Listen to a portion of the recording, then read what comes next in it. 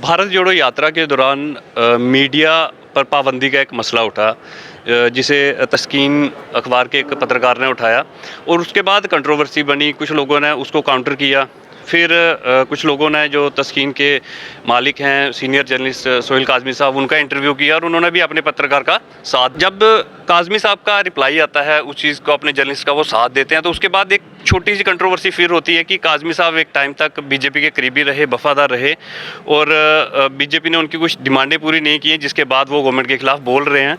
तो हम इन सारी चीज़ों का जवाब काज़मी साहब से ही जानते हैं कि इसमें कितनी सच्चाई है। देखिए सर, पहले तो बहुत बहुत धन्यवाद आपका, आपने इंटरव्यू किया।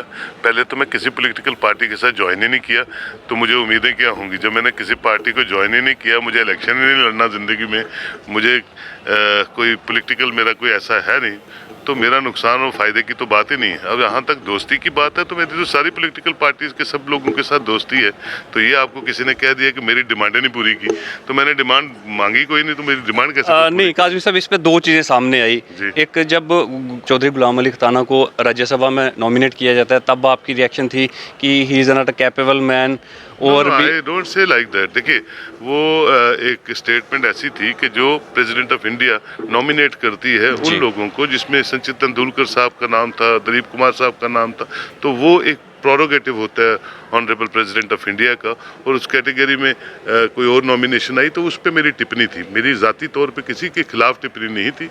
ये था कि उस नॉमिनेशन की एक अपनी मान्यता है, एक अपनी सैनिटी है, उसको मेंटेन करना चाहिए। जी एग्जैक्टली, आपने यही चीज़ें कही थी, मैंने वो आपका इंटरव्यू देखा।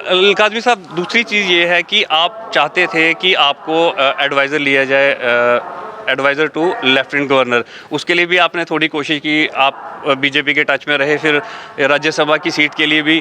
और जब ये दोनों चीज़ें हो गई, सितंबर के बाद से जब राज्यसभा में गुलाम अली जी का नॉमिनेशन होता है, उसके बाद आप का जो रुख था वो थोड़ा कड़वा हो गया बीजेपी की तरफ। और अभी जो राहुल गांधी की भारत जोड़ो यात्रा में ये मसला उठ गया कि यहाँ पे मीडिया जो है वो कंफर्टेबल नहीं है। इन सारी चीज़ों को जोड़ा जा रहा है।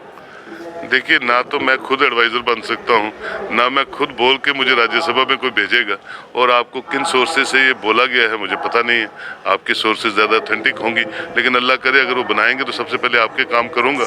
लेकिन आज तक मैंने सिवाय अपने भगवान के, अपने अल्लाह के, कभी किसी के आगे झोली नहीं फैलाई है और ना ही फैलाऊँगा, और ना ही किसी पोलिटिकल पार्टी के साथ मैं जुड़ा हूँ। काज़मी साहब, आप बहुत सीनियर जर्नलिस्ट हैं, आपको 35 साल से ज़्यादा हो गया इस प्रोफेशन में, आपका खुद का अखबार भी है। ये जो सर इशू उठा था कि मीडिया को काम नहीं करने दिया जा रहा, क्या इस तरह का प्रेशर आपके अखबार पे आया? गलत इंटरप्रिटेशन है। सवाल कुछ और था, और जमहूरियत में हर बंदे को अपना पॉइंट ऑफ व्यू रखने का हक है। हर अच्छे जर्नलिस्ट को, जो घर से इन्वेस्टिगेटिव जर्नलिज्म करता है, जो होमवर्क करके जर्नलिज्म करता है। अब जर्नलिस्टों में भी 2-3 कैटेगरीज, एक तो घर से उठते हैं और येलो जर्नलिज्म करने के लिए माइक उठाते हैं और शुरू हो जाते हैं, वो जर्नलिज्म नहीं होता। जर्नलिज्म कंस्ट्रक्टिव होगा, और कंस्ट्रक्टिव जर्नलिज्म में आप सवाल पूछते हैं किसी भी अधिकारी से या किसी भी पॉलिटिकल पर्सनैलिटी, वो आपका हक है। और उसमें आप अंकुश किसी को लगाएं या उसको बकरा बना दें कि ये क्यों सवाल किया, कैसे सवाल सर, किया, ये कंडमेंट, जो भी अगर सवाल गलत होता तो कांग्रेस पार्टी का काम था उसको रिबटल देते, या उनका जो स्पोक्स पर्सन थे वो रिबटल देते, या कोई और पॉलिटिकल पार्टी रिबटल देती। जर्नलिस्ट को ही रिबटल क्यों देगा भैया?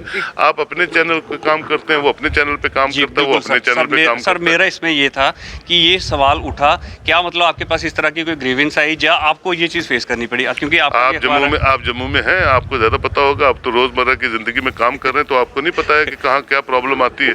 आप देख लीजिए ना, कहाँ क्या प्रॉब्लम आती है। मेरे मुंह से क्यों सुनते हैं आप?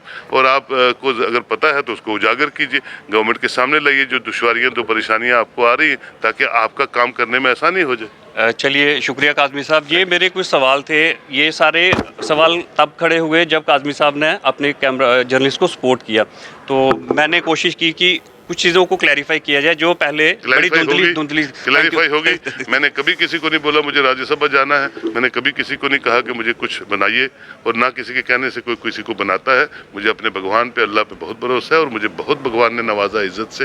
और मैं समझता हूँ MLA शायद 5 साल कुछ काम करता होगा, मैं तो पिछले 30 साल से 35 साल से काम कर रहा हूँ, मुझे कोई फर्क नहीं पड़ता है।